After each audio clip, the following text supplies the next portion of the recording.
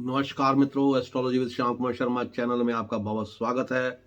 मैं श्याम कुमार शर्मा भगवान श्री हरि से यह प्रार्थना करता हूं कि आप सबको सुख समृद्धि दें, लक्ष्मी आपके घर में निवास करती रहे और सफलता जो है वो आपके कदम चूमती रहे। मित्रों, आज मैं जिस विषय में बात करने वाला हूं वो विषय जो है वो मुझे भेजा है पंकज जी ने। और पंकज जी ने पूछा है कि हींग के कुछ ज्योतिषीय उपाय होते हैं, गुरुजी उनके बारे में बताइए।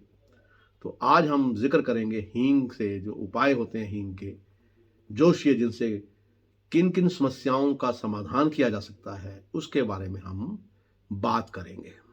तो इससे पहले कि मैं इस विषय पर आपके समक्ष अपने विचार रखूं या इस विषय पर वीडियो बनाऊं, आपसे मेरी प्रार्थना है कि आप मेरे चैनल को सब्सक्राइब जरूर कर लीजिए, क्योंकि जितना बड़ा हमारा परिवार होगा उतने ही अच्छे अच्छे वीडियो जो है वो मैं आपके लिए लेकर आता रहूंगा। और अब बात करते हैं हमारी रसोई में प्रयोग होने वाले उस हींग की जो सिर्फ तड़के के लिए ही मशहूर नहीं है या तड़का लगाने के लिए ही उपयोगी नहीं होता, बल्कि उसके ऐसे ऐसे जोशी उपाय हैं जो आपको कई समस्याओं के समाधान जो है वो आपको उससे मिलेंगे। उसका उपाय करने से आपको कई समस्याएं से जो है उसकी समस्याएं जो है वो आपकी दूर हो सकती हैं। तो हींग सिर्फ खुशबू के लिए ही नहीं या स्वास्थ्य के लिए ही नहीं, बल्कि ज्योतिषीय उपाय जो हैं उनमें भी वो आपका बहुत साथ दे सकता है। वह तो हमारी रसोई में प्रयोग होने वाले जितने भी मसाले हैं सबके कई प्रकार के ज्योतिषीय उपाय हैं, लेकिन हींग के बारे में आज हम बात करेंगे। हींग जो है मित्रों, वो किसी भी तरह की प्रेत बाधा के से मुक्ति पाने के लिए हींग जो है वो बहुत लाभकारी माना जाता है। इसके लिए पानी करना क्या है, आपने पानी में हींग डालकर अगर आप कुल्ला कर लेते हैं और वो भी पूर्णिमा की रात को अगर इस उपाय को करते हैं तो बहुत ही जल्द इसका असर आपको होता है और आपको प्रेत बाधा से जो है वो मुक्ति मिलती है मित्रों। और हींग जो है उसके कई ऐसे उपाय हैं जो यानी कि जिसके बारे में हम उनमें से कुछ जो है 5 टोटके जो हैं उनके बारे में मैं बात आपको करूंगा, जिससे आपके आने पर जिंदगी में आने वाले संकट जो है उनका नाश जो है वो होता है। वैसे तो हींग जो है वो कब्ज, बदहजमी, पेट के रोग आदि के लिए बहुत फायदेमंद होता है। सैकड़ों इसके घरेलू उपचार भी होते हैं और कई सौ साल से भारत में जो है इसको मसाले के रूप में आप प्रयोग किया जाता है। एक्चुअली हींग होता क्या है, ये फेरुला फोइटिडा नाम के पौधे का रस होता है। इस पौधे के रस को सुखाकर हींग बनाई जाती है। इसके पौधे 2 से 4 फीट तक ऊंचे होते हैं। ये पौधे विशेष रूप से ईरान, अफगानिस्तान, तुर्कमेनिस्तान, बलोचिस्तान, काबुल, खुरासान की पहाड़ी क्षेत्रों में होते हैं और वहां से हींग पंजाब और मुंबई आती है। जो दमा के रोगी होते हैं उनके लिए हींग जो है वो रामबाण औषधि होती है मित्रों। कफ का नाश करती है, गैस की समस्या से राहत देती है, लकवा के रोगियों के लिए फायदेमंद होती है और आंखों के लिए भी बेहद लाभदायक होती है। अब हींग का जो है उसके पहले टोटका जो है उसकी बात कर लेते हैं। अगर आप किसी बहुत महत्वपूर्ण कार्य करने जा रहे हैं और उसको चाहते हैं कि उस कार्य में आपको सफलता मिले, तो क्या उपाय आपने करना है, आप हींग का ये उपाय कर लेंगे तो आपका कार्य वो निर्विघ्न रूप से संपन्न होगा और आप उसमें कामयाब होंगे। चुटकी भर हींग लेनी है आपने और अपने ऊपर से बाहर कर उत्तर दिशा में आपने फेंक देनी है। इससे आपको कार्य में सफलता मिलेगी। अब बात करते हैं दूसरे टोटके की। ऊपरी बाधा से मुक्ति पाने हेतु, मुक्ति अगर पाना चाहते हैं तो आप इस उपाय को कर सकते हैं, लेकिन किसी जानकार से आप इससे बात करने के उपरांत इस उपाय को करो। लहसुन में जो लहसुन है उसका अर्क निकाल लीजिए और उसमें हींग को मिलाकर पीस लीजिए। कपूर की टिक्की को पीसकर रस में मिलाकर दोनों आंखों में एक साथ जो है वो काजल आप लगा दें। जब वो काजल आप लगाते हैं तो आपने काम कौन सा मंत्र बोलना है, ओम श्री हनुमंते नमः, और 11 बार बोलकर बोलें कि अपनी आंख खोलकर देखो तुम ठीक हो। इससे आपके जो बाधा है शरीर पे, प्रेत बाधा है, तंत्र बाधा है, वो जो है वो आपकी दूर हो जाएगी। अब तीसरा टोटका बताते हैं आपको। हींग के पानी से अगर आप कुल्ला करते हैं, जो मैंने शुरू में बताया आपको, होली या पूर्णिमा के दिन आप ये कुल्ला कीजिए, उससे आपको बहुत असर होगा और आपके ऊपर जो ऊपरी बाधा है उससे आपको आराम मिलेगा। अब चौथा टोटका जो है वो मैं आपको बताने जा रहा हूं मित्रों। हींग के पानी से आप स्नान करें। कैसे करें? पानी लें, उसमें एक बाल्टी भरी है, उसमें हींग की एक डली को डाल दीजिए आप और उसको गला लीजिए। वो बिल्कुल यानी कि घुल जाए पानी में, उस पानी से स्नान कर लीजिए आप, तो आपके कर्ज मुक्ति के सारे रास्ते खुल जाएंगे। और इसके अलावा आप लाल दाल का दान भी कर सकते हैं। अब बात करेंगे पांचवें टोटके की। क्या करना है आपने? घर में आप सोचते हैं कि आपके नकारात्मक ऊर्जा है और बहुत मुश्किल से आपके काम चल रहे हैं, तो उसमें क्या है कि आपने क्या करना है, 5 ग्राम हींग लेनी है, 5 ग्राम कपूर लेना है तथा 5 ग्राम काली मिर्च लेनी है। इसको आपने मिला लेना है, इनका पाउडर बना लीजिए और उस चूर्ण की आपने क्या करना है, राई के दाने बराबर गोलियां बना लेनी है। अब इन गोलियों को 2 बराबर हिस्सों में बांट देना है। एक हिस्से को सुबह और दूसरे हिस्से को शाम के समय घर में जलाना है। इस तरह लगातार आप 3 दिन तक करेंगे तो घर में लगी जो बुरी नजर है वो उतर जाएगी और घर में किसी भी तरह की बुरी शक्ति जो है वो चली जाती है। तो ये मित्रों मैंने आपको जो है वो हींग का जो है आपको, इसके अलावा जो और टोटके हैं वो भी मैं उनके बारे में बात करता हूं कि हींग का जो संबंध होता है मित्रों वो बुध और बृहस्पति ग्रह से होता है। इसलिए इन्हें प्रसन्न रखने और मजबूत बनाने के लिए हमें खाने में हींग का प्रयोग जो है वो जरूर करना चाहिए। खाने में हींग पसंद नहीं है तो आपके हाथों में इसको कलाई में आप हींग को मान लीजिए। इसकी सुगंध भी काफी प्रभावशाली होती है और नकारात्मक ऊर्जा जो है उसको दूर करके सकारात्मक ऊर्जा जो है उसको ये आकर्षित करती है और बुरी नजर से ही बचाएगी आपको। कैसे? कि अगर आप किसी लाल कपड़े में हींग बांधकर अपने कलाई में बांध लेते हैं तो इसको आपको बुरी नजर नहीं लगती। खास तौर पर ये टोटका नवविवाहिता जो होती हैं, नवी ब्याही जो जनानियां होती हैं, बच्चे होते हैं या गर्भवती महिलाएं जो हैं, वो उनके लिए बड़ा कारगर सिद्ध होता है। अगर एक पीले कागज में हींग रखकर उसे लाल कपड़े में बांधा जाए और फिर इस कलावे को आप अपने बाएं हाथ पर पहन लें तो बहुत अच्छा फल होगा, बुरी नजर नहीं लगेगी और आपका जो गर्भवती स्त्री जो है उनका प्रसव जो है वो बड़े आराम से हो जाएगा। और जो शिशु बच्चे छोटे छोटे रोते रहते हैं, साधारण उनको भी नजर लगी होती है इसलिए वो ज्यादा रोते हैं, तो उसको भी ये बड़ा उनके खिलाफ उनका ये कलावा बना के बांध दीजिए, बहुत फायदा होगा। अब जान लेवा लोग जो है वो कैसे उसका, अगर हींग कैसा उपाय कर सकते हैं आपका, कि आपका अगर बुध ग्रह कमजोर है और रोग ऐसा हो गया है जिससे आपको जान भी जा सकती है, तो उससे बचने के लिए आपने क्या करना है, कलाई पर बुधवार के दिन आप हींग बांधिए।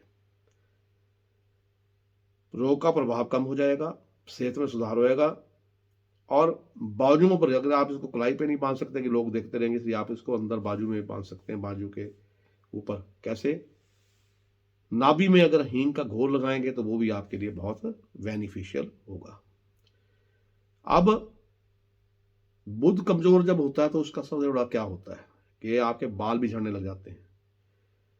ऐसा अगर अचानक हो और आपकी जो सुंदरता है, जो आपको जो चेहरे पे फ्रेशनेस है वो खत्म हो रही है, तो आपको हींग का टोटका कैसा क्या करना है, कलाई पर थोड़ी सी हींग बांध लीजिए और इस हींग को 21 दिन में एक बार जरूर बदल लें।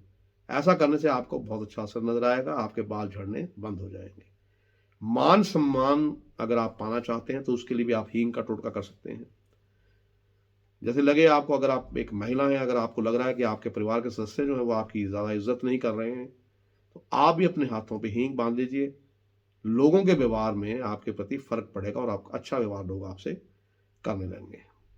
अगर आप किसी नकारात्मक स्थान में जाते हैं, जैसे शमशान घाट है, कब्रिस्तान है, किले, बहुत समय से बंद पड़े घर, इसमें जा रहे हैं तो हाथों में कलाई में बांध लीजिए इसको, हींग को।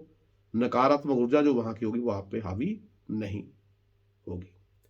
तो ये जो चीजें हैं ये मैंने आपको बताई हैं। इसके अलावा अगर 4 बाधाएं जो हैं वो आपकी जिंदगी में हमेशा बनी रहती हैं तो आपको क्या करना होगा, क्योंकि ग्रह से ज्यादा प्रभाव घर का होता है, ग्रह नक्षत्र से ज्यादा घर के वास्तु का प्रभाव आपके ऊपर होता है। यदि दोनों सही नहीं है तो फिर पितृबाधा पे भी विचार किया जा सकता है। यदि तीनों सही भी हैं तो फिर भी आपका काम नहीं बन रहे तो अंत में देह बाधा मानी जा सकती है, जिसका निवारण जो है वो आप कर सकते हैं।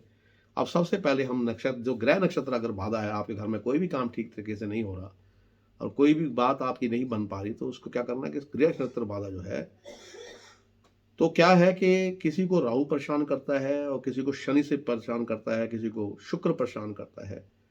तो कर्म के सिद्धांत जो हैं वह तो उनके अनुसार ये सारे फल जो हमें ज़िंदगी मिलते हैं, लेकिन अगर आप राहु, शनि और शुक्र की तरफ से आप अगर कोई दुख पा रहे हैं या कष्ट पा रहे हैं, तो उसके लिए आपने क्या करना है कि आप अपने शरीर और कर्म को पवित्र बना रखिए।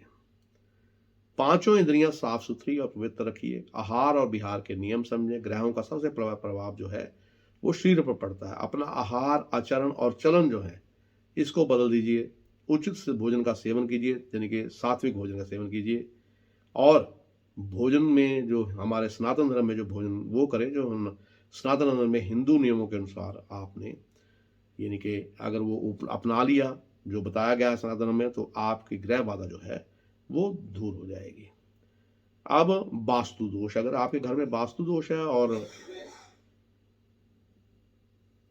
दोष होगा तो आपको क्या होगा, आप जिस घर में रह रहे हैं उसमें कोई सुख संपत्ति नहीं आएगी, आपके घर में क्लेश होता रहेगा, कष्ट होता रहेगा। तो आपने क्या करना है कि उत्तर दिशा देखनी है घर की, ईशान दिशा देखनी है और पश्चिम दिशा देखनी है, और वायव्य दिशा को उचित और शुभ फल देने वाला जो है वो माना जाता है। घर के अंदर जो शौचालय बनाना है, स्नान घर बनाना है, किचन बनाना है, तो उचित दिशा में बनवाएं। इससे क्या करना है, अगर फिर भी एक बिगड़ा हुआ है आपका, ये आप नहीं कर सकते, तोड़ के नहीं बना सकते, तो आपने प्रतिदिन कपूर जो है उसकी एक टिकिया जो है जरूर बनाइए। जिस दिशा का वास्तु बिगड़ा हो वहां कपूर की एक डली रख दीजिए। घर को सदा साफ रखिए और घर में ढेर सारे देवी देवताओं के चित्र और मूर्तियां ना रखें। घर के ईशान कोण को हमेशा खाली रखें और उसे जल का स्थान बनाएं। दरवाजे के ऊपर भगवान गणेश जी का चित्र और दाएं बाएं स्वास्तिक के साथ शुभ लाभ लिखो, तब भी बड़ा बेनिफिट आपको होगा। घर में मधुर सुगंध और संगीत से वातावरण को अच्छा बनाएं। रात्रि में सोने से पहले घी में तर्क किया हुआ जो कपूर है उसको आप जला दें तो आपको बहुत बेनिफिट होगा। पितृबाधा, अगर आपके ग्रह नक्षत्र भी सही हैं, घर का वास्तु भी सही है, फिर भी किसी प्रकार का आकस्मिक दुख आता रहता है और जो है आपको धन का अभाव बना रहता है, तो अब आपको क्या करना है, तो उसको आपको फिर उस वक्त आपको ये सोचना चाहिए कि आपके ऊपर पितृदोष है, और पितृदोष जो है उसको आप निवारण जो है उसको आप कर सकते हैं। क्या है उसका, प्रतिदिन हनुमान चालीसा का पाठ कीजिए। श्राद्ध पक्ष के दिनों में तर्पण और आदि तर्पण आदि कर्मों को पूरी तरह कीजिए। और पूर्व जो आपके पूर्वज थे उनके प्रति मन में श्रद्धा जो है वो आप जरूर रखिए। अब इन तीनों बाधा भी, अगर आप पितृ बाधा नहीं है, घर में वास्तु दोष भी ठीक है और बाकी ग्रह घर के दोष भी ठीक है, तो फिर आपको अगर फिर भी आपको परेशानी आ रही है, आकस्मिक कोई कष्ट हो रहे हैं, तो सब उसका आप क्या करना है, फिर आप पे जो बाधा है, जो आपके ऊपर बाधा पड़ रही है वो देव बाधा है, जिन देवताओं का आपके ऊपर कोप है, इससे आपका बचना बड़ा मुश्किल होता है। इसीलिए ये किन पे होती है देव बाधा, किन पे पड़ती है, जो नास्तिक होते हैं, सदा झूठ बोलते रहते हैं, किसी प्रकार का व्यसन करते हैं, देवी देवता धर्म या किसी साधु का मजाक उड़ाते हैं या उनके प्रति असम्मान व्यक्त करते रहते हैं। अब शली, कपटी, कामी, दंभी और हिंसक व्यक्ति जो होते हैं उनके संबंध में देवता जो है बहुत जानकारी रखते हैं। अब उसका निवारण कैसे करना है, आपने क्या करना है, सभी तरह के व्यसन जो है आपने छोड़ देने हैं। सत्यवादी रहें, एकनिष्ठ बने, प्रतिदिन मंदिर जाकर हनुमान जी की से क्षमा याचना करें। चतुर्थी, एकादशी, पूर्णिमा, अमावस्या के अलावा किसी भी त्योहार पर विशेष रूप से पवित्र बने रहने का संकल्प करें और व्रत रखें।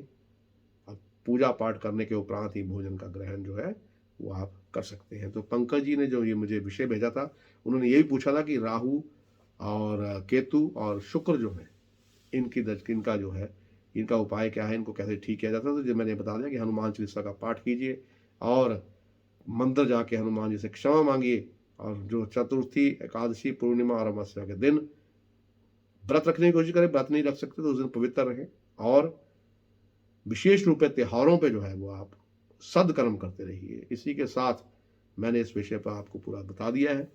आशा करता हूँ कि आपको ये विषय पसंद आएगा। इसके अलावा भी अगर आपका कोई विषय हो तो जरूर भेजिएगा, मैं उस पर वीडियो जरूर बनाऊंगा। नमस्कार, आपका दिन